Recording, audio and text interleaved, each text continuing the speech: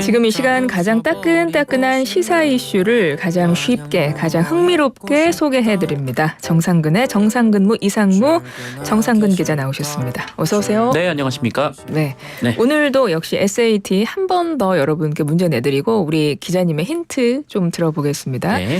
그리고 잠시 후에 저랑 선물 소개도 함께 해주셔야 돼요. 네, 알겠습니다. 일단 문제는 뭐였냐면요.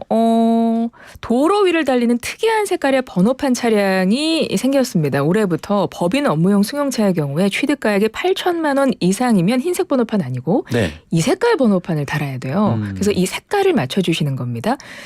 8천만 원 이상 업무용 승용차의 번호판 무슨 색깔로 달아야 할까요? 1번 빨강, 2번 검정, 3번 연두, 4번 청취율조사 전환 슬기로운 라디오 생활이라고 말해도. 예, 4번. 4번이 뭐라고요? 4번을 제가 잘못 들었나요? 4번 청취율 조사 전화엔 슬기로운 라디오 생활이라고 말해도. 네. 귀엽게 말해도. 네, 말해도. 네. 힌트 주시겠어요? 힌트요? 네. 이게 도심 속에 있다 보니까 좀 산에 올라가서 이 색깔을 좀 마음껏 보고 싶다는 생각이 드네요. 맞아요. 네. 특히 겨울에는 이 색깔이 맞습니다. 별로 없어요. 우리 주변에. 그러니까요. 네, 산에도 많이 없죠. 맞네요. 근데 이제 이 색깔 번호판을 단 차량들이 도로에 다니는 거예요. 네. 그래서 봄이 되면 이제 색사핀 것만이야. 네, 겨울에도 볼 수 있겠네요. 그러니까요. 그래서 이 색깔 번호판 다는 거 피하는 방법 알려달라 막 이런 글도 포털에 올라오기도 하고 한쪽에서는 이게 부의 상징이다. 이런 글도 올라오고 그런다고 합니다. 그렇군요. 네. 예, 1번 빨강, 2번 검정, 3번 연두, 4번 청취율 조사 전화엔 슬기로운 라디오 생활이라고 말해도. 저희 문자창에도 여러분 만약에 그동안 한 번도 문자 참여 안 하신 분들은요. 오늘 처음 한번 해보세요. 그럼 저희가 문자창 보는 데에 이 색깔이 이렇게 딱 떠요. 네네. 이 색깔의 이렇게 새싹이 그 문자 번호 옆에 이렇게 딱 떠요. 네. 요리할 때 필요한 버릇이더라고요. 이거 많이들 요즘에 사용하시더라고요. 네, 그렇죠. CM송 있죠. 예, 맞아요. 단문 50원, 장문 100원의 유료 문자, 우물정 0945, 샵 0945번으로 정답 보내주시면 되고요. 선물 소개 우리 기자님과 함께 할게요. 먼저 시작해 주시죠. 네, 정직한 건강식품 전문점 백세라이프에서 활력소 침향 청심단 3,000과 로얄 아르간 커넬 오일 세트. 88년 전통의 이탈리아 명품 커피 일리커피에서 프리미엄 스틱 원두커피 세트. 햇섭 인증받은 7분 밀키트 1000명 시식평가단이 만든 은큼 떡볶이에서 떡볶이 키트 3팩. 유산균이 가득 청정지역 의령 야베스 목장에서 직접 만든 쫀득한 수제 요거트 과일 세트. 정직한 셀프 세차용품 오토 그루밍에서 자동차 스크래치는 지우고 광은 살리는 매직크림. 100% 국내산 농산물로 만들고 아삭하고 깔끔한 맛이 일품인 팽현숙 최양락의 맛있는 옛날 김치 10kg. 소다스쿨에서 베이킹 소다 세제 세트. 물 없이 머리 감고 샤워하는 베리코드 노워터 샴푸와 바디워시. 한국 전통 궁중병과 수병과에서 호두정과. 혈액만 속 카이스트 여성과학자가 직접 개발한 믿을 수 있는 생리대 이너시아에서 생리대 세트를 드립니다. 이렇게 저희가 준비한 푸짐한 선물들이 있고요. 지금 라디오 청취율 조사 기간입니다. 02로 시작되는 번호로 전화가 오면 받아주시고요. 청취율 조사 전화면 끝까지 들으셨다가 YTN 라디오 슬기로운 라디오 생활 잘 듣고 있다 이렇게 대답을 해주시면 돼요. 라디오 청취율 조사 기간 동안 커피 쿠폰 이벤트도 함께 진행하고 있습니다. 저희가 준비한 선물과 더불어서 커피 쿠폰도 보내드릴 텐데 모바일 커피 쿠폰이에요. 이 커피 쿠폰은 저희가 조사 종료 후에 일괄 발송된다는 점 알아주시기 바랍니다. 3982번님 녹두 복이 없나요? 7040 앵두 녹두 나올 줄 알고 기다렸는데 제작진 게을렀네요. 네. 네, 분발해 주시기를 바랍니다. 앵두, 녹두. 예. 사실 우리 제작진 중에 지난 주말 동안 계속 아팠던 사람이 있어서 평소에 자신의 실력을 발휘하지 못한 게 아닌가. 저희가 보기 맛집인데 청취자분들이 좀 오늘 실망하셨어요. 네, 말에 두면 오늘 좀 실망이긴 하네요. 네. 자, 이제 우리 기자님과 시작을 해보죠. 오늘 이야기를. 역시 오늘도 정펠레의 감각적인 촉으로 본격적인 이야기 시작해 보겠습니다. 네. 기자님이 이제 준비하셨죠? OX 팻말도 들어주시면 됩니다. 알겠습니다. 시작합니다. 신당 가치와 염원에 동의한다는 인사와 함께 민주당 잔류를 선택한 윤영찬 의원 민주당 후보로 공천 가능할까요? 네, O 들겠습니다. 두 번째, 20일 공식 출범하는 개혁신당 이낙연, 이준석, 김종민 제3지대 키맨의 티타임 회동 제3지대 빅텐트 연대 가능할까요? 네, X 들겠습니다. 세 번째, 제3지대 성공 변수 중 하나는 현역인데요. 국민의힘과 민주당, 여야 현역 이탈은 어느 당이 더 불리할까요? 국민의힘 말씀드리겠습니다. 네, 네 번째, 이철규의 황운하까지 시동 걸린 여야 공천 경쟁, 한동훈표 멋진 공천과 이재명표 국민 공천 바라보는 기자님의 각 당 공천 한 줄 예상은? 내전 돌입하겠습니다. 네, 내전 돌입. 기자님이 보는 총선 빅매치 지역구 빅3를 꼽아주신다면 다섯 번째 질문이에요. 네, 저는 개인적으로 서울 용산 그리고 부산 중영도 또 경기 고양갑 이렇게 유심히 보고 있습니다. 오, 좋습니다. 하나하나 한번 짚어보도록 하겠습니다. 네. 먼저 첫 번째 OX 질문부터 풀어가 볼게요. 민주당 잔류를 선택한 윤영찬 의원 민주당 후보로 공천 가능할 것 같다고 말씀하셨어요. 네. 예, 그 이유가 뭔가요? 민주당은 이제 경선을 치르게 되니까요. 그러니까 사실 뭐 제가 듣기로는 그 윤영찬 의원이 해당 지역에서 좀 현근택 민주연구원 부원장과의 경선 경쟁이 좀 쉽지는 않은 상태였다라고 들었는데, 일단 이 현근택 부원장의 신상을 둘러싼 논란이 제기된 상태란 말이죠. 만약에 현근택 부원장이 이 총선에 출마하지 못하게 되는 상황에 처해진다면, 뭐 다른 경쟁자가 있더라도 그 현역 의원인 윤영찬 의원을 지금 이 시점부터 이제 경선에서 좀 꺾기는 쉽지 않지 않을까라는 생각이 듭니다. 윤영찬 의원이 갑자기 마음이 바뀐 이유, 그 친명계 현근택 민주연구원 부원장 그 논란이 이유라고 보세요? 뭐 이 윤영찬 전 의원 주변 분들의 얘기를 들어보면 뭐 이미 현근택 부원장 발언 논란 보도 이전부터 좀 윤영찬 의원은 좀 잔류를 고민해 왔다라고 얘기를 하고 있고요. 뭐 저도 그 원칙과 상식 의원 중에서 잔류를 고민하고 있는 의원이 있다 뭐 이런 얘기를 들은 바가 있었는데요. 그런데 이제 문제는 시점이 되겠죠. 네네. 그러니까 잔류를 선언한 시점이 현근택 부원장 관련 논란이 터진 이후 아니겠습니까? 맞아요. 그래서 이 잔류가 이 논란과 무관하지 않은 건 아니냐라는 비판도 제기가 되고 있습니다. 그러니까요. 그런데 이런 얘기도 나오기는 해요. 문재인 청와대에서 같이 근무했던 분들의 이제 네. 결속력이 좀 강하다고 하잖아요. 네네, 그렇죠. 그래서 이제 그분들이 설득한 건 아닌가 이런 말도 나오던데요. 그러니까 윤영찬 전 의원을 설득하는 데 있어서 뭐 임종석 전 청와대 비서실장 그리고 이제 함께 국민소통실에서 일했던 이제 고민정 최고위원이 좀 설득을 많이 했다라고 하더라고요. 특히 이제 문재인 전 대통령의 일관적인 메시지가 이 민주당을 중심으로 하라라는 것이었기 때문에 이 메시지를 통해서 설득을 많이 했다 뭐 이렇게 전해 들었습니다. 그런데 막판 잔류를 선택했잖아요, 윤영찬 의원이. 네. 근데 상황이 좀 순탄치만은 않은 것 같은 게 당내 강성 당원들 사이에선 지금 비판이 막 이어지고 있어요. 제명해라, 네네. 출당해라 이런 압박도 이어지고 혹시 이런 일도 가능할 걸로 보세요?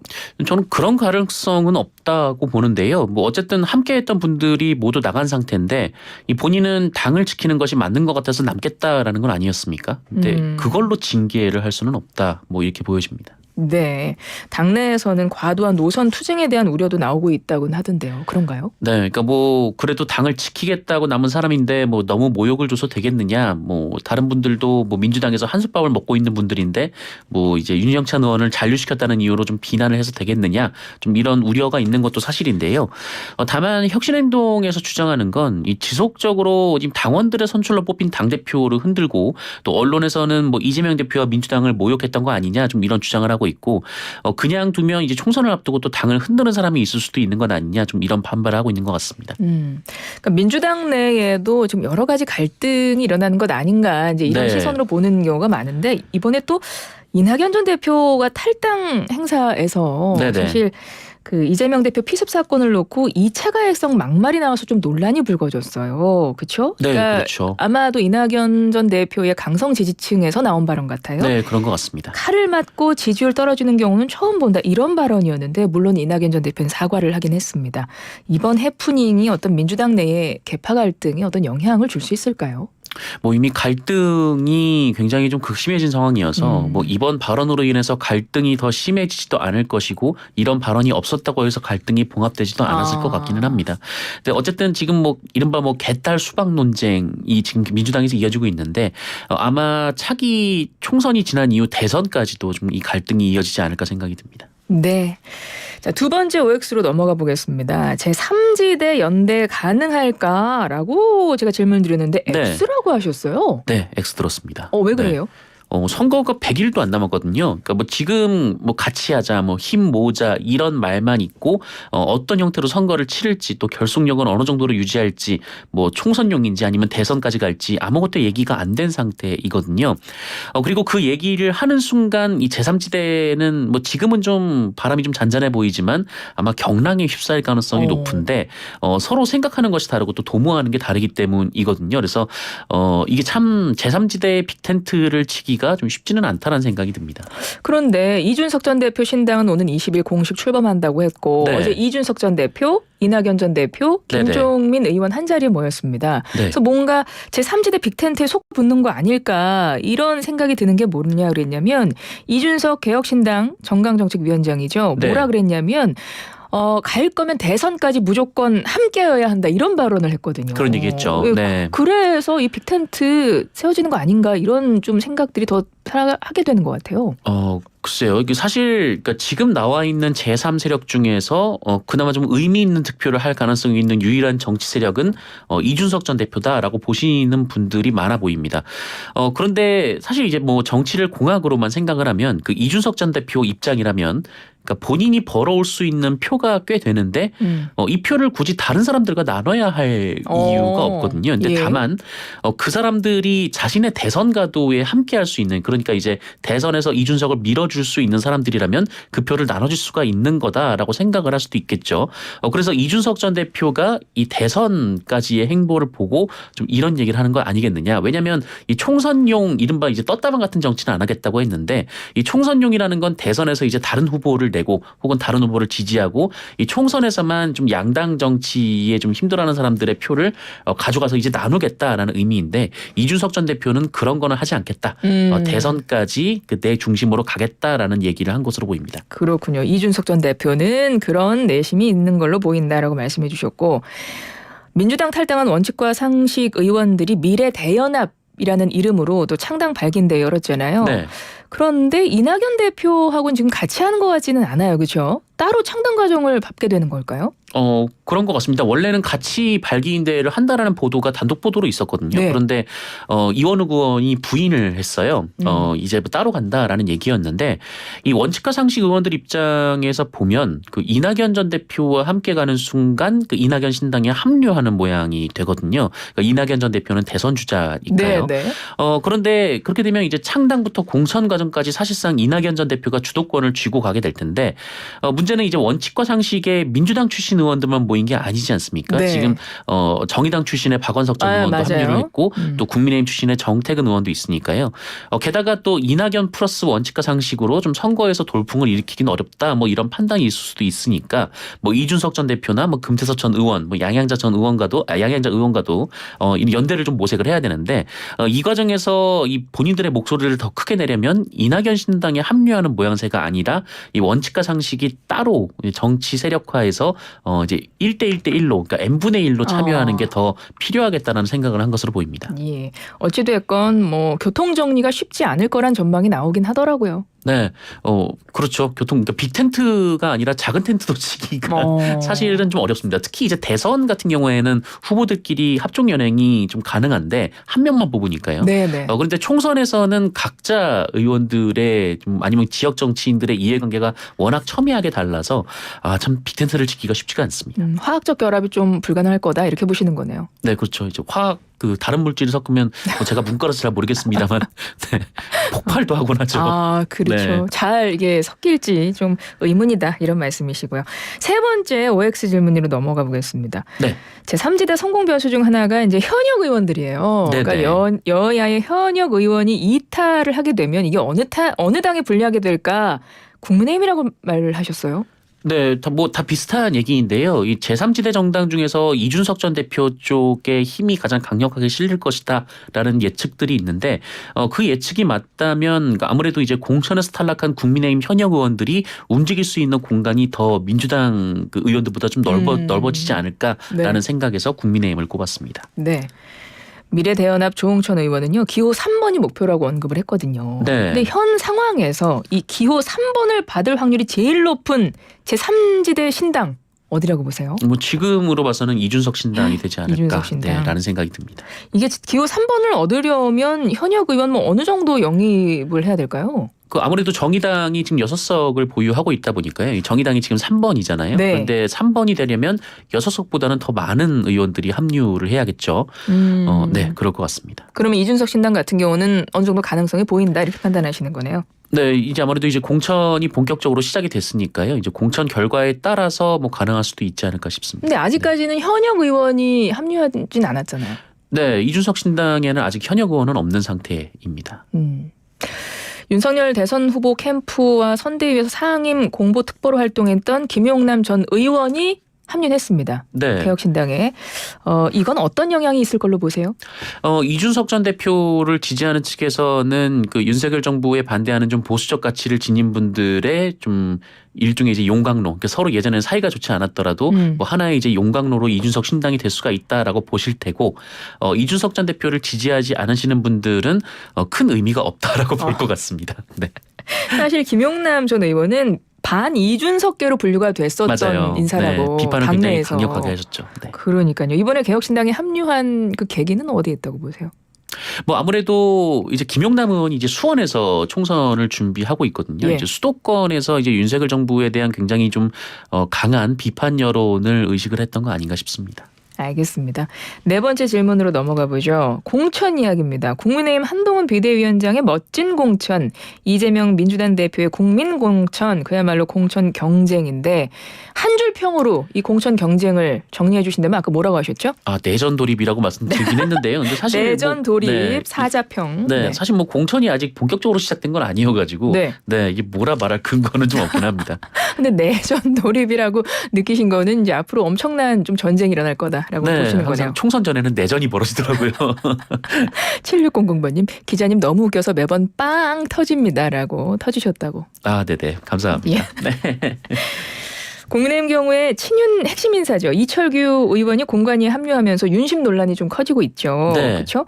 근데 한동훈 위원장은 이건 기호다. 당을 이끄는 건 나다. 이렇게 일축을 하긴 했지만 반발 기류는 좀 여전히 있는 것 같아요. 아니, 네, 그러니까요. 이게 사실 이철규 의원이 하면 윤심 공천이고 한동훈 위원장이 하면 윤심 공천이 아니다라는 논리인데, 사실 보는 분들 입장에서는 한동훈 위원장은 윤석열 대통령의 핵심 측근 인사이거든요. 그래서 사실 이철규 의원이 하든 한동훈 위원장 본인이 하든 이 공천은 윤심 공천이라고 평가를 받을 가능성이 있습니다.